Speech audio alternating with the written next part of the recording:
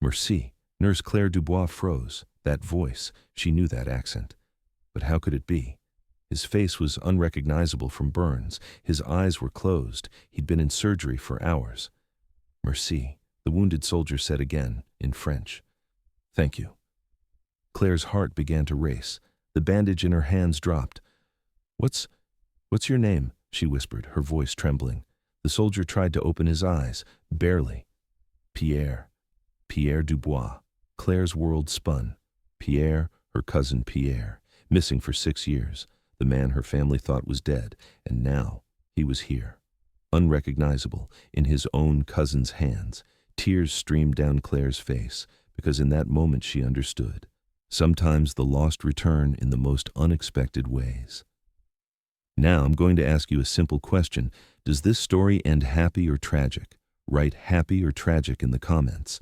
At the end of the video, we'll see who was right.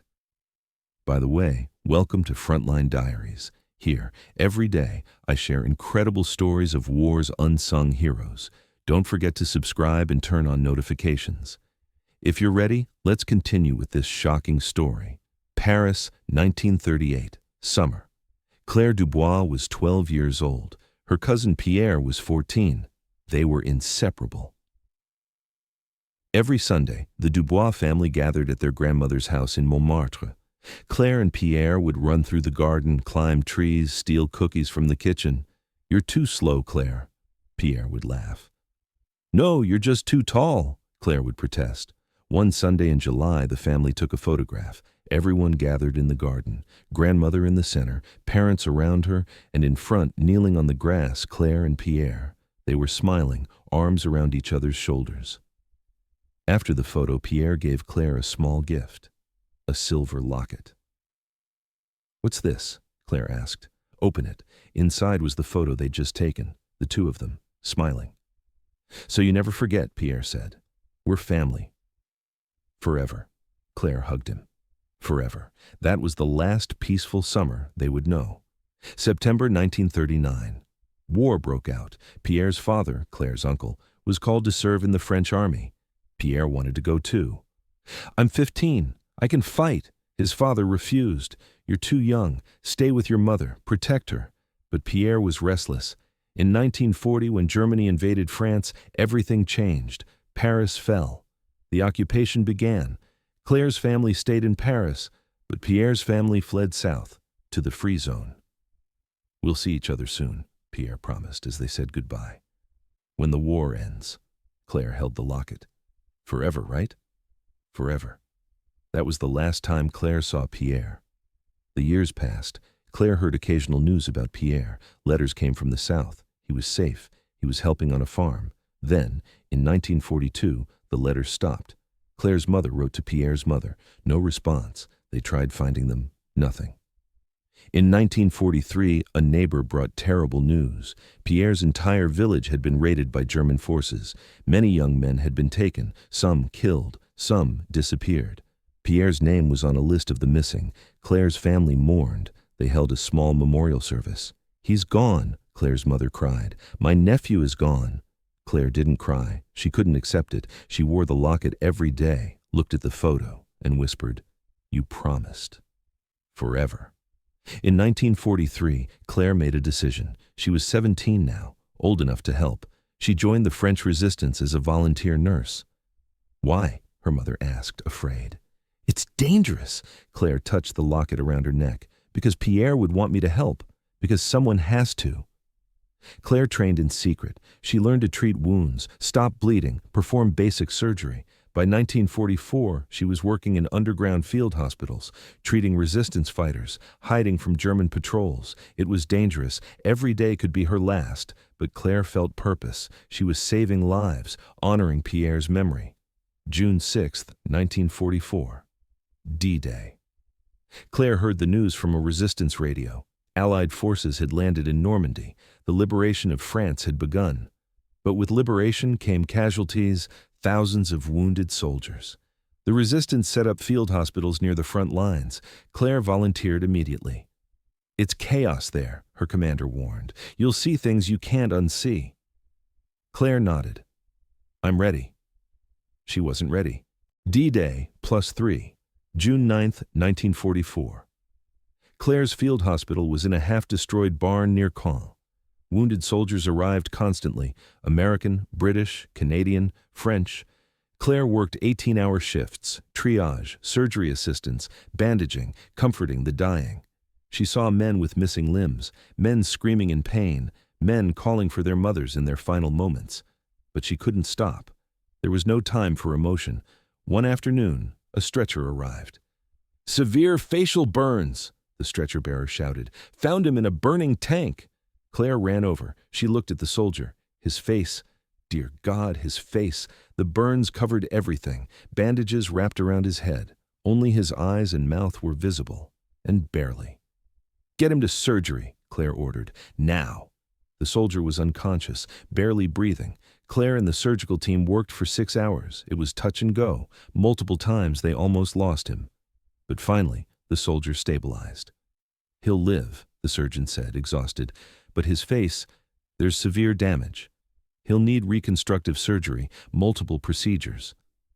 Claire nodded. She looked at the soldier, now wrapped in fresh bandages. "Who are you?" she wondered.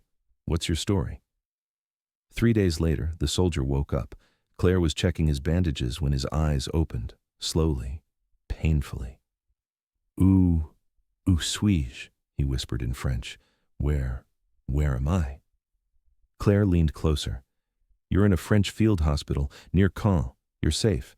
The soldier tried to move. Claire gently stopped him. "Don't move. Your injuries are severe. You need to rest." The soldier's eyes focused on her. "Qui êtes-vous? Who are you?" "I'm Claire. I'm a nurse. I've been taking care of you." The soldier was quiet for a moment. Then he whispered, "Merci." Claire froze. That voice, that accent. It was familiar. But how? She'd never met this soldier. She didn't even know his name. "What's your name?" she asked, her heart beating faster. The soldier closed his eyes. Speaking was difficult. "Pierre. Pierre Dubois." The world stopped. Claire's hands began to tremble. What did you say?" "Pierre Dubois. Mon nom. My name." Claire stepped back. Her legs felt weak. Number. It can't be. Pierre is dead. The family mourned him, but that voice, that accent, and that name. "Pierre Dubois from Paris," she whispered. The soldier's eyes opened again, confusion in them. "Oui. Paris. How do you know?" Claire's vision blurred with tears. She reached for the locket around her neck, opened it with shaking hands. Inside, the photo. 2 children, her and Pierre, 1938. She held it up to the soldier's eyes. "Do you remember this?" Pierre stared. For a long moment he said nothing. Then tears began streaming from his eyes. "Claire?" he whispered. "C'est toi?" "Claire," she nodded, sobbing. "Yes, it's me. It's Claire." "Mon Dieu," Pierre whispered. "My little cousin. You're alive."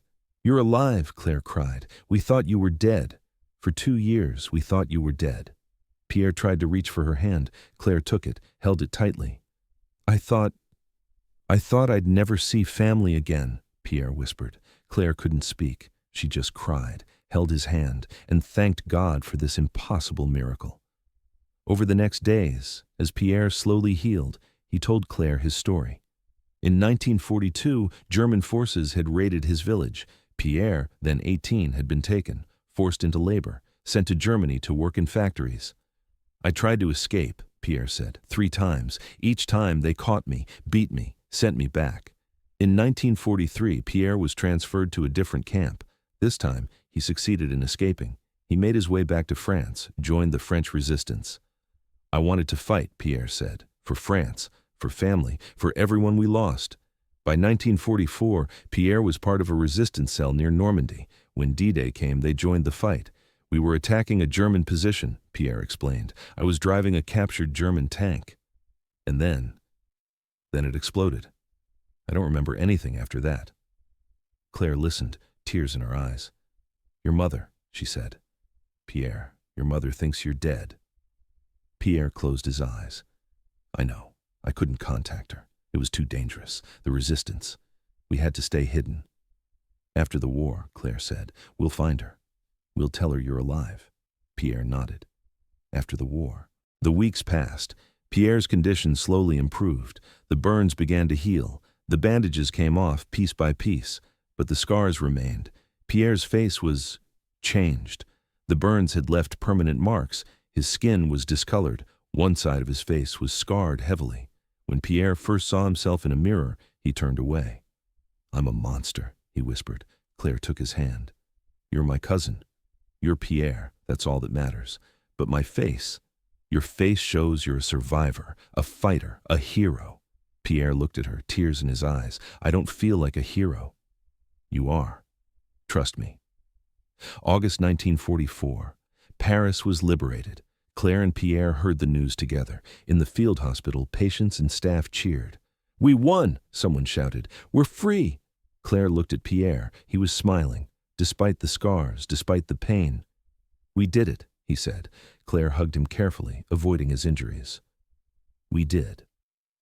September 1944. The war was winding down. Claire and Pierre traveled south to find Pierre's mother. The journey took days. Roads were damaged, villages destroyed. But finally, they arrived at the small farm where Pierre's mother had last been seen. An old woman answered the door. "Yes?" she said, suspicious. "We're looking for Madame Dubois," Claire said. "Marie Dubois." The woman's face softened. "Marie? She's here. But she's not well. The war. It broke her heart. She lost her son." "Take us to her," Pierre said quietly. The woman led them inside. In a small bedroom, an elderly woman sat by the window. Thin, gray hair, empty eyes. "Marie?" Claire said gently. "It's me. Claire, your niece." The woman turned, looked at Claire. Recognition flickered. "Claire? Little Claire?" "Yes." Claire smiled. "And I brought someone." Pierre stepped forward, slowly. His mother looked at him. At first, she didn't recognize him, the scars, the changes. But then, Pierre spoke. "Maman, c'est moi, Pierre." Marie Dubois stared. Her mouth opened. Her hands trembled. "Pierre, my Pierre, yes, maman." She stood, stumbled forward, touched his face, the scars, the burns. "Mon fils, my son, you're alive. I'm alive." Marie collapsed into Pierre's arms, sobbing. Claire watched, tears streaming down her face. The family was whole again. After the war, Pierre and Claire stayed close. Pierre underwent multiple reconstructive surgeries. His face improved, but the scars never fully disappeared. He didn't mind. "These scars remind me I survived," he would say, "and that family brought me back." Claire continued nursing. She worked in Paris hospitals, helping veterans recover.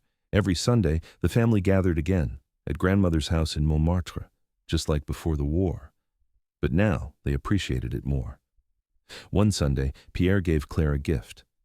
"What's this?" she asked. "Open it." It was a new locket, silver, engraved. Inside, 2 photos, one from 1938, the children, one from 1945, the adults. "Forever," Pierre said. Claire smiled, tears in her eyes. "Forever." Years later, Claire would tell this story to her children.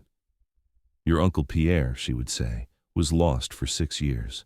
We thought he was dead. But God brought him back, in the most impossible way." "How did you recognize him, Mama?" her daughter asked. Claire touched the locket around her neck. "His voice. I recognized his voice.